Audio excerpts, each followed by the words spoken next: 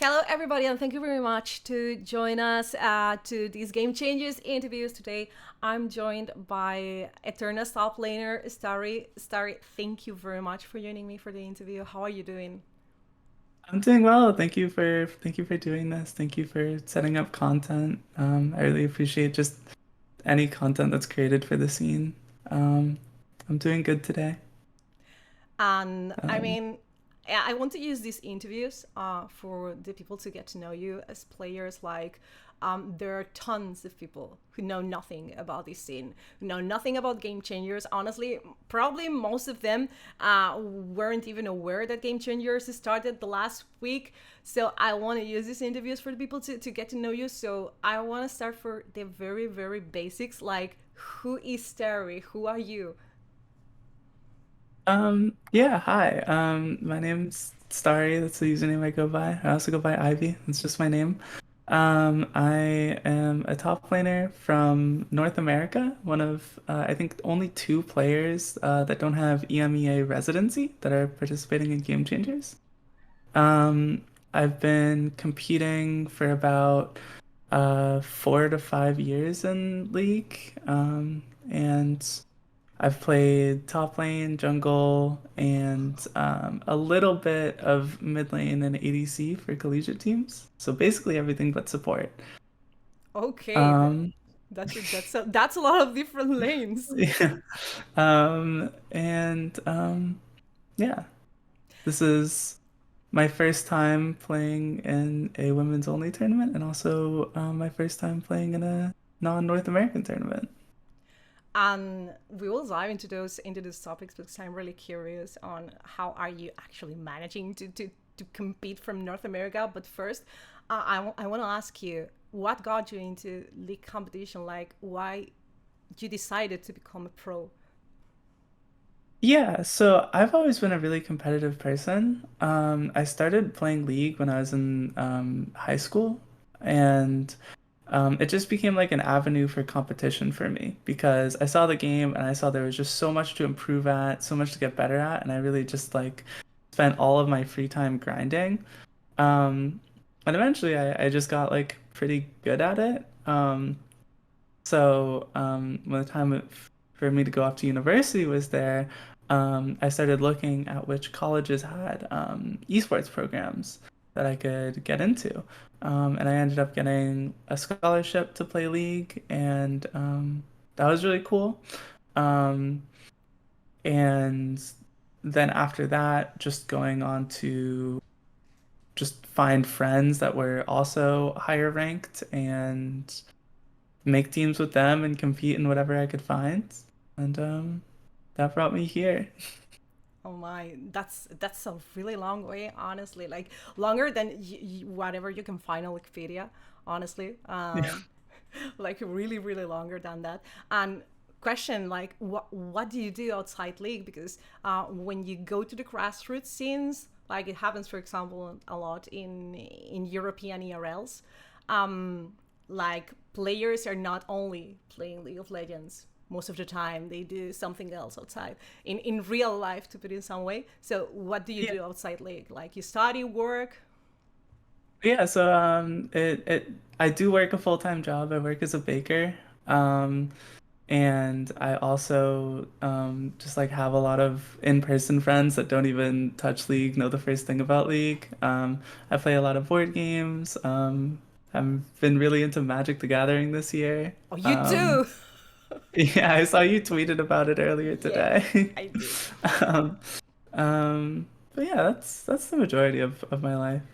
I gotta say that I'm really surprised about how many people in the league scene are into Magic the Gathering. Like I don't want this to become a Magic the Gathering interview, but I'm really surprised. Like I thought we were like just a tiny little bit in Spain and outside, but no, there's plenty. No, it started like just earlier this year for me. Okay. So, Okay, so what colors do you play in Magic? And we move um, quickly back to League. yeah. So I play mostly like Commander, and I have a bunch of decks, but I think like the most common colors are like green and white. Oh my god, you're a Celestia player? Well, yeah, I guess. Those are rare. Oh my god. Like I surround myself with a bunch of Dimir players, like black and blue players, so it's a relief to know like there is light outside my circle because they are all like so control focused players. Okay, no more Magic Gathering, I promise. Okay, we're done. We're This done. is a league. This is a league interview. Okay, people got to know you. Who is Abby? Who is Starrie? And now we can dive into the competition because you mentioned it, and I'm really curious about it. I think it's you both, you and Virtuosa, who are playing Mhm, from NA, which is mhm. stunning, honestly, because you are obviously playing with such a high ping. Like Mhm. how is it to play under those conditions? And what makes you wanting to compete under those conditions? So for me, I'm playing on about 100 ping, anywhere from like 95 to 110, depending on the day. I'm on like the very eastern coast of the US, so I'm like the closest to the Frankfurt servers between me and Virtuosa. I know hers is slightly higher. I don't know the exact number. Um, I mean, for me, I honestly expected it to be a lot worse. There's certain moments where it's definitely like more frustrating than others. Like a lot of like dodging skill shots that come at you really fast can be annoying. Like, or even just like a Hui QW is just harder to dodge. Yeah. But other than that, I feel like a lot of League is just doing the fundamentals, going through the motions, managing your waves, getting your recall timers, doing your rotations correctly. Um, and that part really just doesn't get affected by your amount of latency. Okay. Um, in terms of like scheduling, it can be a little weird. Um, I am waking up very early and going to scrims at like 11 a.m., noon. And then like straight from that to a closing shift at work. Oh Um, wow. and I've been really busy for the last month. Just like practicing 5, 6 days a week, working 5 days a week. But it's worth it for me because it's like a once in a lifetime opportunity, I feel like. And that's part of why I'm so motivated to play. I mean, like definitely, it sounds honestly overwhelming. Like we are recording this for the people to know it. It's 5 p.m. 5 p.m. in Spain. It's I think it is 12 p.m. for It's you or 11 so. 11 p.m. For you, a.m. yes. 11 So a.m. for the people to be aware about the time zone diff that we are that we are managing, that we are handling in here, because obviously, and I wanted to ask you also about, it's not just the ping, which always annoying, but as you said, it's like if you do your basic homework, like related basic homework, it should have been okay-ish, but the scheduling stuff with the rest of the players, how is it for you, and also juggling with those and your real life and everything. How is it? Because are you guys scrimming against European teams or North American teams? Yes. We're only scrimming against European teams. Honestly, I think that I am kind of the main problem with scheduling for my team. Just because I work such awkward hours. But um for the most part it works out. We get about 5 days of like practice a week. Um Honestly, the most I'm the most frustrating to schedule around, but I also feel like I'm like just struggling the most with it. Just like waking up at 6 a.m. on game day because God. it's 1 p.m. CEST, which is 7 a.m. for me, so I have to wake up at 6 a.m.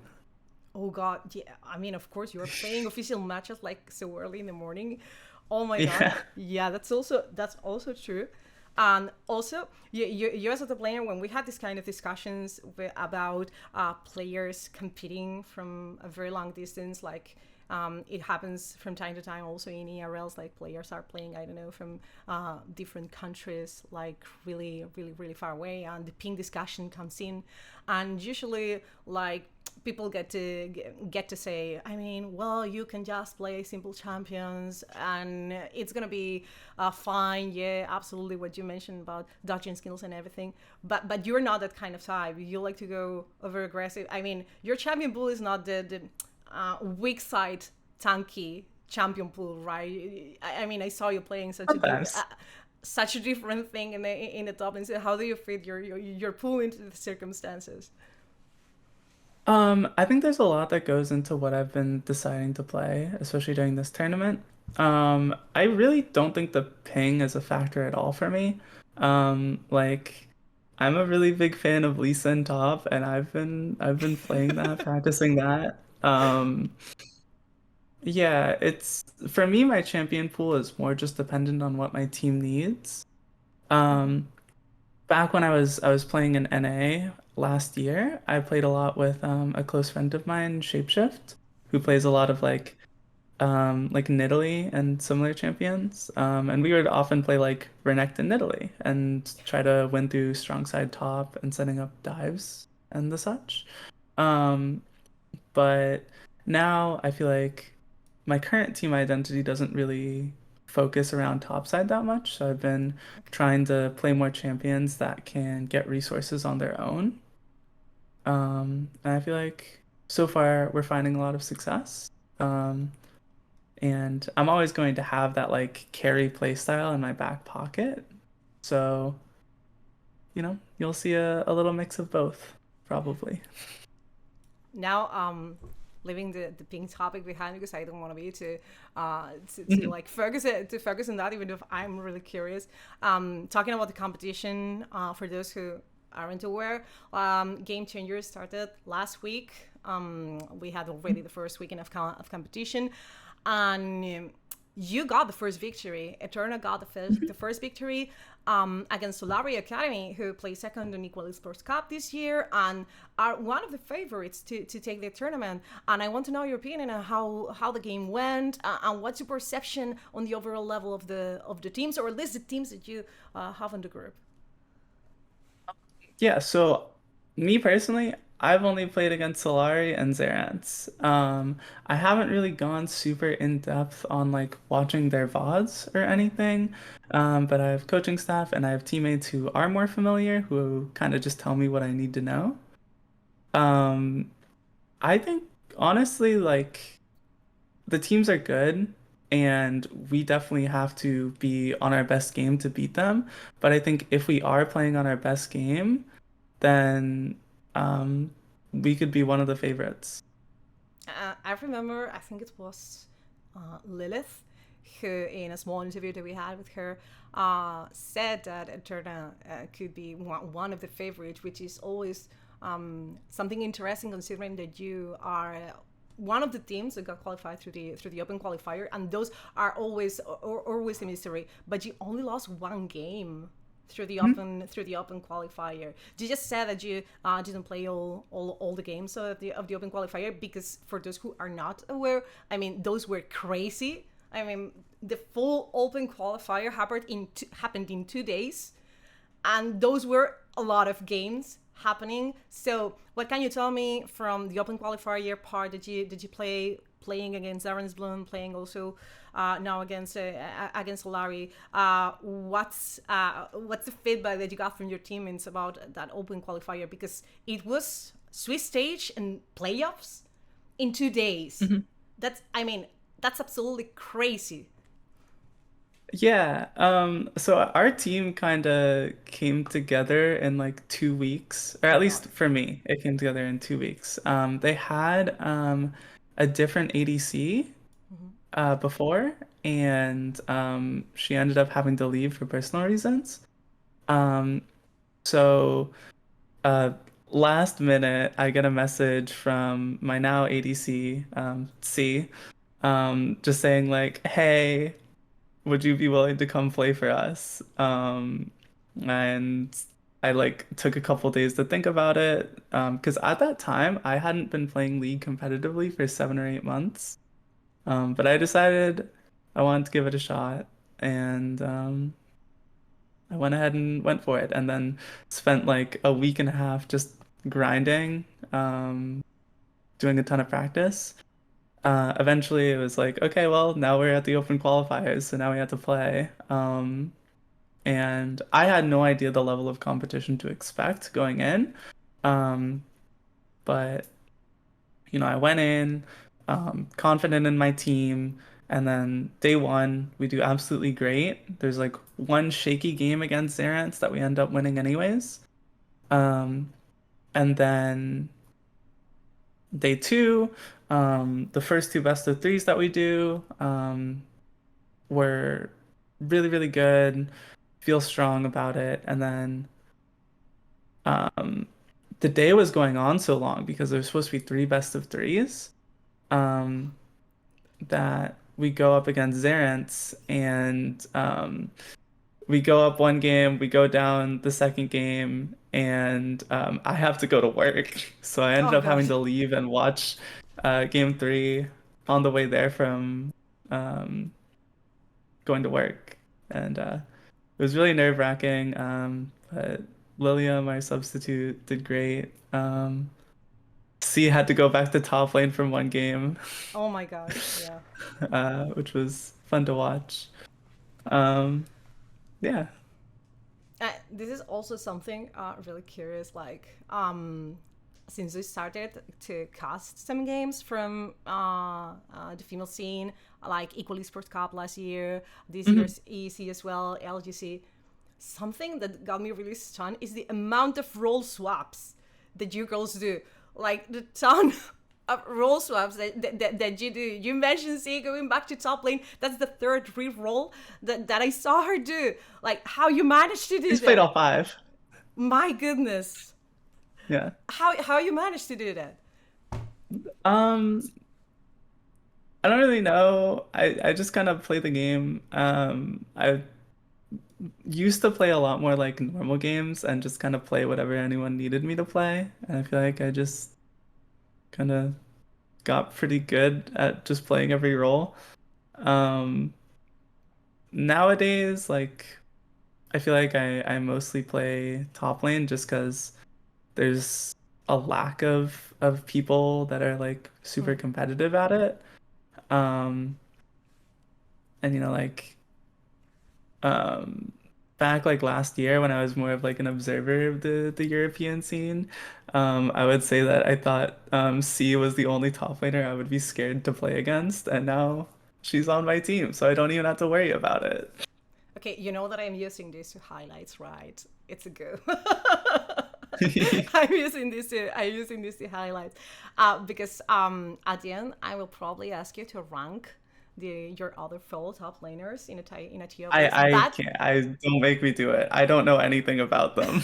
well, it works. It works like that as well. If you want it just by vibes, I'm okay to do that. But before that, it's like okay, C was the only one you were scared, and there's always this conversation around topside. In League of Legends, like topside, it's a low impact role. What do you think about that? You said that you're listening top enjoyer, which I really loved. I would love to see that Yeah. happening on LGC. Honestly, what do you think about the top lane role? More considering that you play the role every role, as you said. I mean, I think top lane can be a very strong and impactful role. I think it does really, really depend on how your specific team wants to play. Because it is really easy to get these really strong jungle top pairings like the Renekton Nidalee, like maybe like a Jax Sejuani or something. Um, but I think for the most part, with everything I know about the women's scene, um, people don't like to play strong side top lane. And I think it's created its own little like meta Mm-hmm.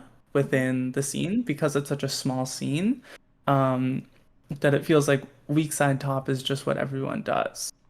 Um, and for most of the tournament so far, I feel like my team has just been kind of agreeing to handshake. Both top lanes are going weak side, and we're strong siding bot, and we've just been getting our wins through playing better.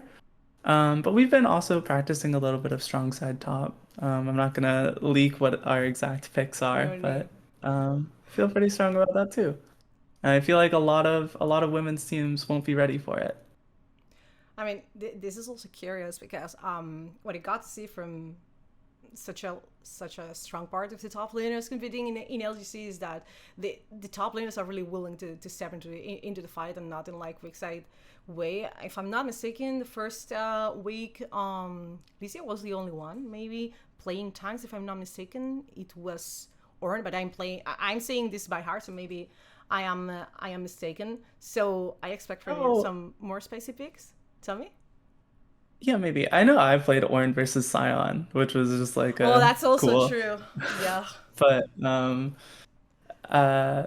we've been scrimming some other fem teams, but we haven't really been playing against like other teams that are in LGC because we don't want all of our Yeah. like scrims to get leaked. And now, Um, something that I think will also help people to get to know you a little bit as a top laner, or, I mean, yeah, this is maybe not as a top laner since you role swap that much, maybe as a player. Who would you say that has been your role model or a pro player that you look up to improve into the game? Honestly, I've never really been someone to watch much pro. Wow, Um, okay. so I don't think I ever really had like a distinct like role model I remember. I think for the most part when I like watching pro, it's with like a very specific intent. Hmm. It's like, okay, I've been playing solo queue. I've ran into this matchup 3 times. Um, I'm losing. I don't know what I'm doing. I feel like I'm always behind by like 5 minutes into the game. So I'm just gonna go to like a database of games and see pro players and see like how do they play the first 5 minutes. And I'm not really like picky about who I watch. I'm just like, show me the game. Okay, Um, that's also very interesting. yeah. Honestly, because most of the times, pro players or aspiring pro players, they have like somebody they look up to. They look up to like aspiring role model, but so your stance is really really interesting because it's also a lot about how what your path was like. How was jumping for you from solo queue into competitive? What was the most distinctive thing, sorry, that you had to face from jumping from solo queue into competitive? I mean, it's just an entirely different game. The amount of agency you have is way, way higher because at every moment of the game, you can tell any one of your teammates to do something. Okay. So in solo queue, you can't do that. You kind of just have to like follow the herd and like just make decisions based off what you can assume about what your teammates are thinking.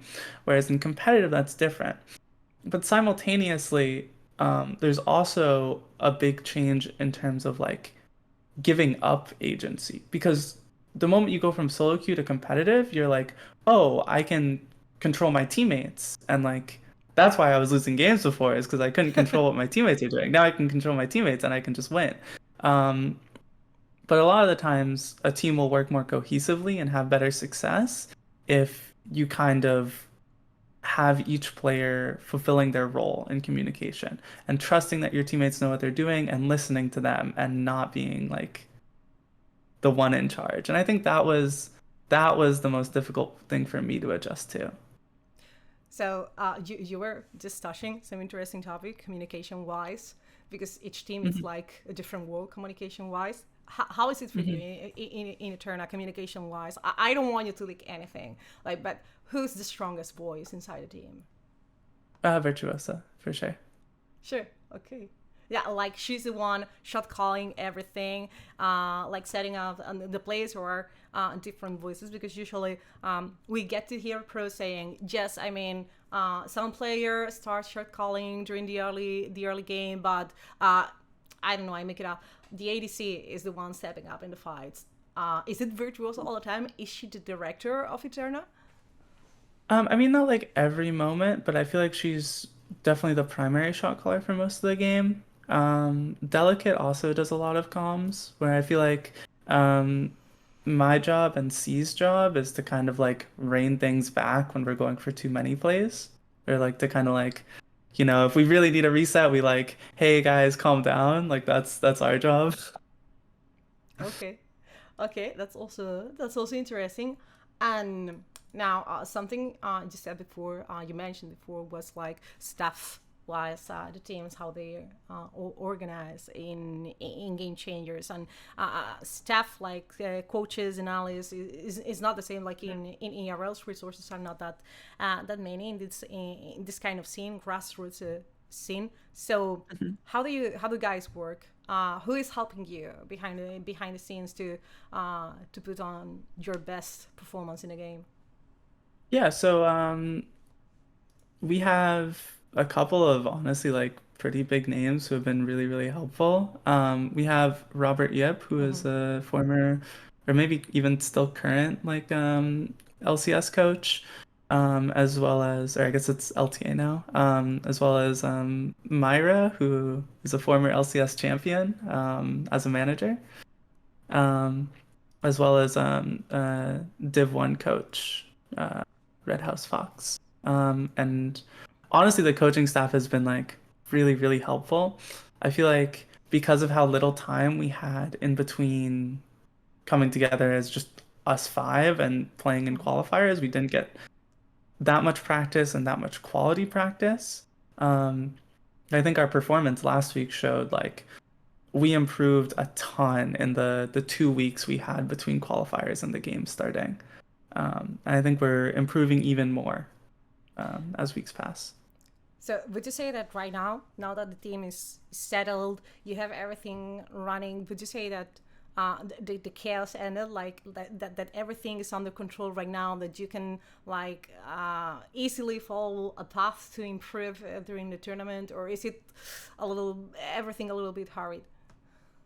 I mean, nothing's ever going to be perfect. If everything was perfect, we'd be winning worlds right now. But like I feel pretty good. I feel like all of our players individually are like in competition for the best in their role in the tournament. And I feel like now that we have some cohesion together, like we are not scared by any team.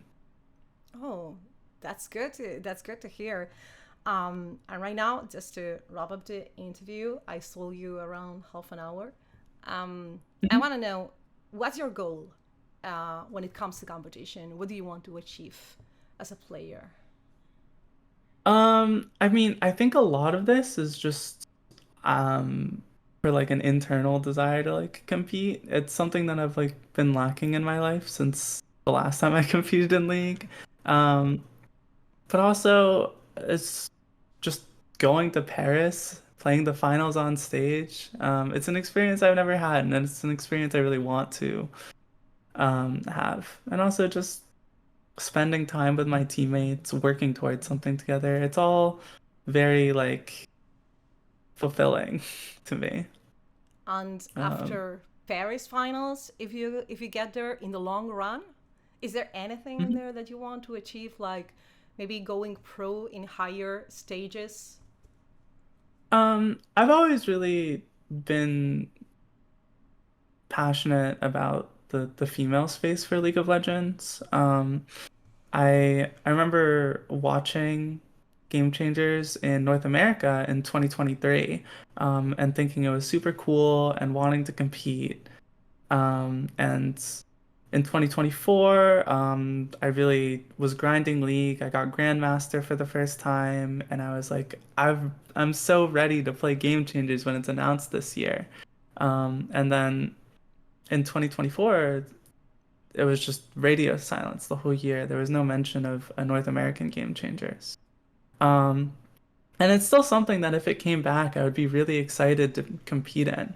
Um, but I'm glad there is something here in Europe, and I'm glad that I'm able to compete. Um, I think my goals are mainly just to stay in this scene.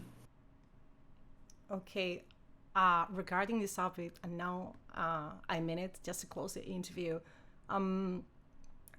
What do you think that these Europe game changers can bring to the table that helps push up the scene for everyone? Do you think that game changers in Europe is going to be helpful to maybe recover North American game changers? I hope so. I mean, obviously, it depends on a lot of factors outside of my control, Yeah, like how popular it gets, how many viewers it can get. And that's why I really appreciate you making content for this, because the more popular it gets, the longer it can last, the more it can grow. Maybe eventually it'll expand back to North America, and I think that would be really cool. Um, Ideally, it would become similar to the VCT Game Changers, which um, I think that would just be awesome if it could reach the same scale. I agree on you. I wish we get to the same scale, honestly, because it would be Yeah. absolutely amazing. I'm not in the end going to ask you to rate your top laners, your fellow top laners. Maybe No, for the I know next nothing. interview, Don't make me do that. maybe for the next interview that we have. So do your homework and your research to be ready for that question the next time we get to Ask meet. me after I beat them all.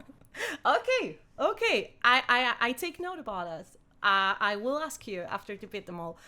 Sorry, thank you very much for joining me for the interview. Yeah. It's been amazing to have you here, and it's been an Thank you honor. so much. And good luck in the next games. Yeah. All right. Have a great rest of your day. Bye bye.